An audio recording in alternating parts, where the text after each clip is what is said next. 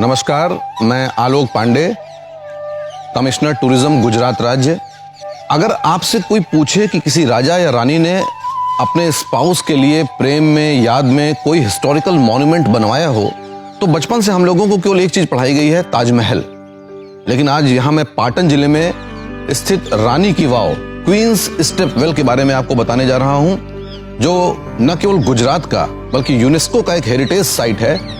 और यहाँ की रानी उदयमती ने अपने पति की याद में ये एक अद्भुत नमूना बनवाया था, जिसे देख करके आप आश्चर्यचकित रह जाएंगे।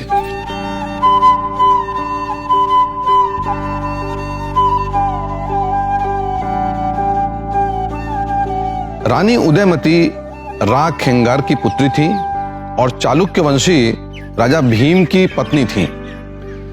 पाटन प्राचीन काल में अन्हिलवाड़ कहलाता था और रानी की वाव इस तरीके से डिजाइन की गई थी कि इसके जस्ट बगल में सरस्वती नदी, जो अब लुप्त हो चुकी है, वो बहती थी और उससे इस तरीके का जल संसाधन का प्रबंधन किया गया था कि पानी इस वाव में ऑटोमेटिक आता था। इसके साथ साथ रेन वाटर भी हार्वेस्ट किया जाता था।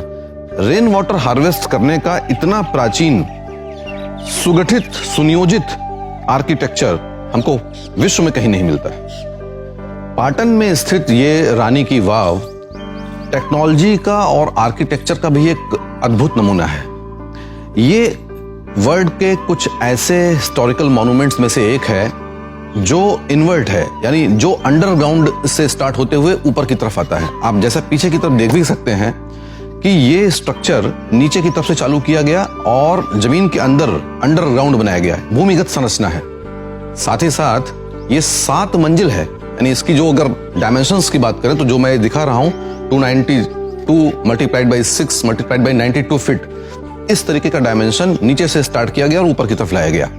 7 स्टोरी का ये स्ट्रक्चर आपको जान के आश्चर्य होगा कि लगभग 700 वर्षों तक ये सिल्ट में दबा रहा, गाद में दबा रहा। माना यह जाता है कि सरस्वती नदी में जब एक बार बाढ़ आई लगभग 13th सेंचुरी में, तो ये पूरा का पूरा स्ट्रक्चर पानी में दब गया और उसके बाद जो सिल्टिंग हुई उसने इसको छुपा के रखा। और बाद में लगभग 1890 और 1900 के आसपास जब ब्रिटिशर्स यहाँ पर आए और उनको पिलर्स के ऊपर के स्ट्रक्चर थोड़े थोड़े दिखाई पड़े, तब उन्होंने इसको डिस्कवर किया और आर्कियोलॉजिकल सर्वे ऑफ इंडिया ने लगभग 40 वर्षों की कड़ी मेहनत के बाद ब्रशिंग कर करके यहाँ की गाद निकाल करके ये अद्भुत नमूना हमारे सामने प्रस्तुत किया है।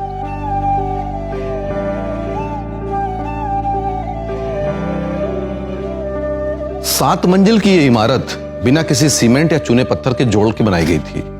इसके लिए डवटेल सिस्टम, इंटरलॉकिंग सिस्टम, स्टोन्स को एक साथ जोड़ने का सिस्टम था। और जैसे कि आप ये स्ट्रक्चर देख रहे हैं, इसके बीच में से पिलर्स ऊपर की तरफ डिजाइन किए गए थे।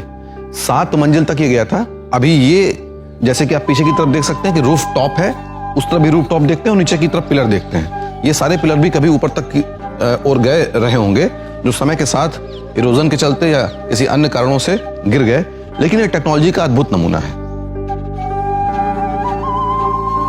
आर्किटेक्चर का एक एग्जाम्पल इस तरीके से भी मिलता है कि यहां पर एक पत्थर में पिलर्स किस तरीके से डिजाइन किए गए हैं। जैसे आज हम ड्राइंग करते हैं कागजों में, उस तरीके का कागज का जो ड्राइंग है वो पत्थर में किस तरीके से किया गया है, ये भी यहां आपको दिखाई पड़ता है और इसी के बेस पे सारे पिलर्स यहां बने हैं।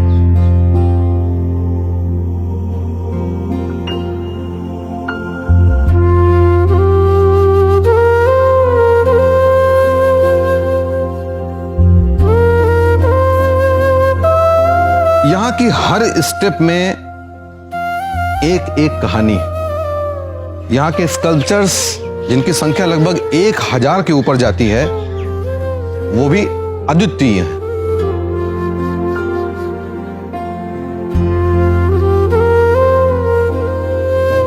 वास्तुकला के, मूर्तिकला के सुंदर नमूने मिलते हैं।